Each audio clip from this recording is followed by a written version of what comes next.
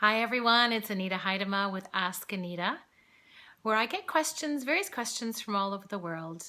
People ask of me of different business and life ideas, and today's idea or question is from Michael.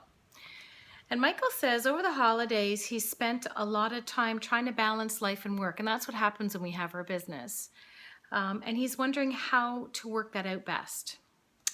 So basically, what Michael is looking for is he's wanting more work-life balance and how to understand that. And as entrepreneurs, we know there is a fine line. And a lot of times, a customer will come in or a client or something we need to do, and it works into our family time, and we don't want that to end up happening. So how do we organize our lives so that we can have more of a work-life balance, especially as entrepreneurs? So my tip number one for 2016 is to really set a plan. And I know I talk about goal setting all the time, and in a lot of my workshops, goal setting is really where it's at. And part of the workshops, what I do is I talk about what it is that you're truly wanting. Where do you want to go in your life and business? And how do you put those plans in place to make that happen? How is that's going to work best for you? So it's very important to consider that and to look at that in your life and set those plans aside, how you're going to do your 2016 and how you want to run your life, because everybody is different. So knowing what that is. Number two is setting some boundaries within your day. So take that time aside. Know that you're going to have that time with your children, or that time with your spouse, or that time with your friends, or whatever that is you're wanting to do, and especially for yourself, which I always talk about. That's very important. Have that time aside that you can not turn everything else off, have time to think, do those things that you're wanting to do, because when we leave ourselves open to life and business in our lives and we keep that phone on, we keep those distractions on all the time, we don't get that moment break. So make sure that you set the plan, number one. And number two is to make sure you block off those times that you're going to be able to spend for those things that are important to you. And number three is very important as well, and that is to make sure that you take away those suckers in your life.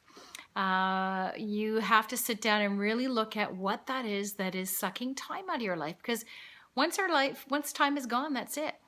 So whether you're spending hours in front of the TV, just to think of that as a way of people always talk about being in front of the TV as a way to get their mind off of things and how their day was or whatever, but there's other ways of doing that can maybe relate to your other goals. So maybe instead of being in front of the TV, if fitness is something that you're looking and you're wanting to be more active, why not take a run or take a walk or take that time in a different way that's going to bring you more towards those goals that you're wanting in your life.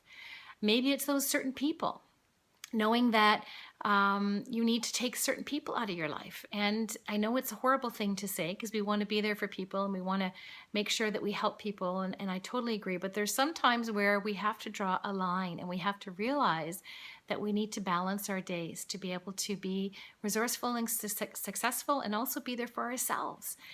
Success in how we want to live our lives, and that might be money. Maybe it's not. Maybe it's just having that time. Maybe that's being with family. I mean, everyone has something different, but those three key things are going to help you in your work-life balance as an entrepreneur. And you can take them into being a career professional or anything else that you're looking at. But goal setting, making sure that you know exactly what that is that you want, and set that time aside as number two for yourself to be able to rejuvenate, to spend time with those you want.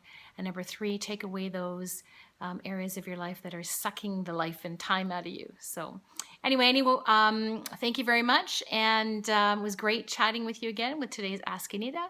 If you have any questions, please email me at Anita, ANITA, at yijgroup.com. I love hearing all your questions, and I will answer them for the next Ask Anita. Thanks so much, and have a wonderful day.